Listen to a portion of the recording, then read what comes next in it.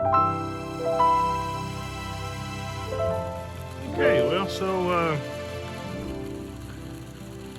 it's been I don't know what, been a little over 3 years or so since we've shut down the koi pond water garden and completely dismantled it. And I knew I would eventually start another water feature project. So back in May this year, 2021, I started that project, and I've been working on it slowly ever since. We're obviously down here at the approximately 2-acre pond, and so the first thing I needed to do, there used to be a boat dock right here, and I destroyed it, and we built a new one here 2 or 3 years ago. So the first thing I needed to do was get power down here. So that's where this comes into play. This all was installed. I did this in May, and so there's a line going all the way up to the house there. So I've got 60 amps of electricity here. There's two 20 amp circuits right there. Right there, ready to go. I can set up all the music I've got and make all kinds of noise. Bring the RV down here, whatever I want to do. And yes, there's power also going to the boat dock. And there's power going up to what looks like a water tower up there, which is exactly what it is, and more on that later. So in order to do all this, I had to do a lot of ditch digging, which I was going to do by hand. That's funny. And I wound up renting a ditch witch and dug all these ditches to get electricity down here. While I was at it, I dug a ditch to bring water down here. I've got water down here now, and of course I had to send electricity up through there. You can kind of see the line, and there was also a line for this water feature that I'm going to be telling you about, which is taking suction right underneath the dock here at about the 3.5 foot depth mark, and that's going up that direction, which we'll get to in a minute. So yeah, I purchased a pump and built me a little pump house here. Pump is running now. You might be able to hear a little hum. It's a 1/2 horsepower motor. A very well designed pump. Uses about 3.5 amps of electricity. The cool thing about this is with the koi pond and the water garden, it had to run 24/7. You were protecting life. You had fish, plants, bacteria to keep alive, like you do in an aquarium. This is strictly a water feature, and I can turn it off and on just whenever I please. So currently this is feeding water through this pipe you see underwater right there. It's going up that direction to that water tower. But it's also feeding a fountain out here on the pond, which I've got it valved way back right now. It'll actually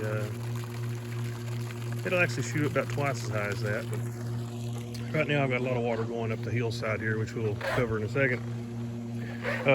Anyway, like I said, my pump box there, with the lumber prices, that was the most economical way that I could think of to build a pump box and keep it protected from the weather.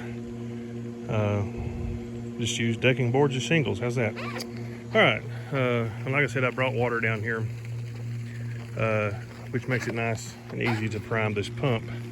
There's a 3-inch check valve down near the bottom of the pond, so that this thing can stay primed. And I have a 2-inch line that's going out here feeding this fountain. The line going up the hillside, which is going about 120 feet, that is 3-inch line, and for a lot of folks that'll probably seem like that's an extreme, but this is like I said, this is a well-designed pump. The whole idea is here, or at least for me, is to pump the most amount of water with the least amount of energy. That's the idea. Even though I'm not going to be running it 24/7, I still want it to be energy efficient. So in order to do that, you gotta get a pump that will, you know, it's a high flow pump, but it's low pressure. This particular pump will pump about 23 feet of water, and it'll pump no more. I don't know where I'm at on the pump curve right now. I'm going to guess probably about 12 feet up the pump curve, based on my water flow. But I'll have to do some more in-depth study on that. But you got to remember, I'm going two places here right now. I'm pumping to this fountain out here, and then I'm pumping up here to what is essentially going to be a stream, which basically it already is a stream, but it'll be a little more developed stream as time goes on here.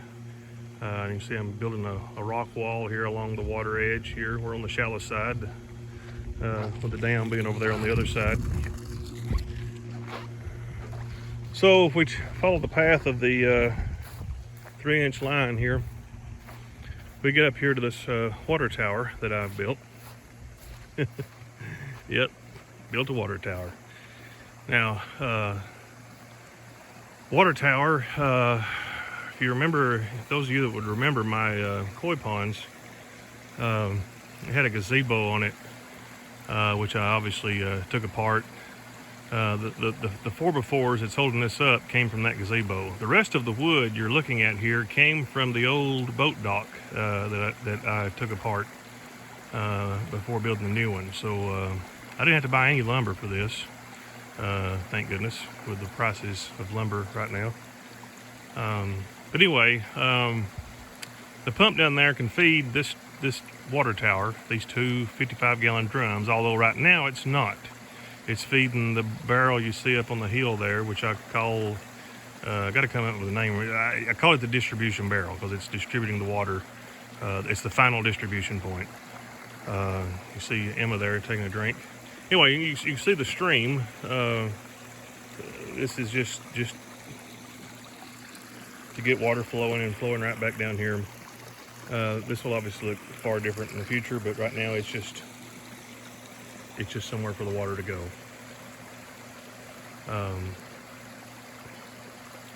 And these two blue barrels will eventually be covered with a fake tank made of wood. So just be a round wooden tank that's fake with the two barrels doing the storage, and that's what they're doing. They're storing water. Because I'll eventually put my water wheel back together and put it down here somewhere. I'm really thinking about building a bigger water wheel, maybe an 8-footer. That's a 4-footer. We'll see how that goes. My arch bridge from the water garden will be down here one of these days on this stream somewhere. So yeah, just a neat little project. The old water garden pump, which we ran for about 17 years, which happens to be the same brand pump that I just recently purchased for this project, it's actually on and running right now. Miraculously, 20 years later, it still runs. It's inside this vault here that I've built, and it's taking suction from this blue barrel up here, and it's pumping water up to the top for storage. Now, why am I storing water up there? Well, because over here I have a kind of a simulated, there's water coming from the tower right here. This would represent the amount of water it would take to turn that water wheel. But I plan on having other water features that I'm not going to discuss right now, but that's what that water storage up there will be for. So right now there's quite a bit of water being pumped up there, kind of wastefully actually, but it's over, what it's doing, it's overflowing and coming down the white pipe over there and gravity feeding right back into that barrel. So that pump is basically just recirculating the water, and that does seem kind of wasteful. But down the road, when that water will actually be used to create a water feature, it'll make more sense. Oh, and by the way, all the rock from my koi ponds, water garden, it's all here. That's every bit of it. But anyway, come on up here. And so yeah, these blue barrels that I bought at Mill and Mine 20 years ago, They were my koi pond filters. So I'm just reusing them. Most of this plumbing, I'm just reusing. I had to buy a lot of 3-inch pipe to get the water up here in the first place. But other than that, I'm reusing a lot of plumbing. There's where most of the water that pump at the dock is pumping is coming out at, here at the top of the stream. There'll be a lot of little cascading waterfalls going down the hillside here one day. So here's what I'm calling my distribution tank. And for this line right here is the water coming from the main pump.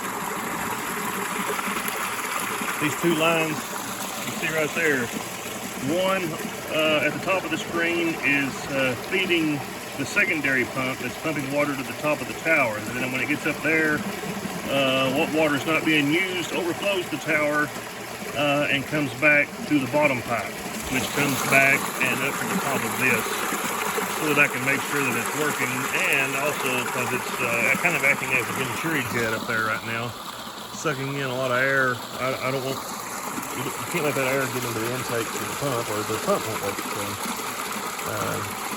pumps water, not air. And these two are the outlets. Like I said, all of these bulkheads were in their original spots that I installed 20 years ago. So I had to make them work where they are. Because obviously, if I was starting over, I would have put them in different places. But since I'm just reusing everything, I made them work. This piping over here, which is the outlet where the water is just gravity feeding out, who knows what that'll look like. That's just to keep it running right now. That may look totally different in the future. Because I have my original top pond waterfall here that I pulled back here when I was tearing down the water garden. Back in there was the cave and all. So I plan on putting this at the top of the string. This will be the starter. So this will be a waterfall. It'll obviously be facing the opposite direction, down towards that way, but I plan on reusing that. I mean, plans change, but that's what I plan on doing as of now. Well, have I missed anything? So all I can say at this point is stay tuned. We got a long way to go.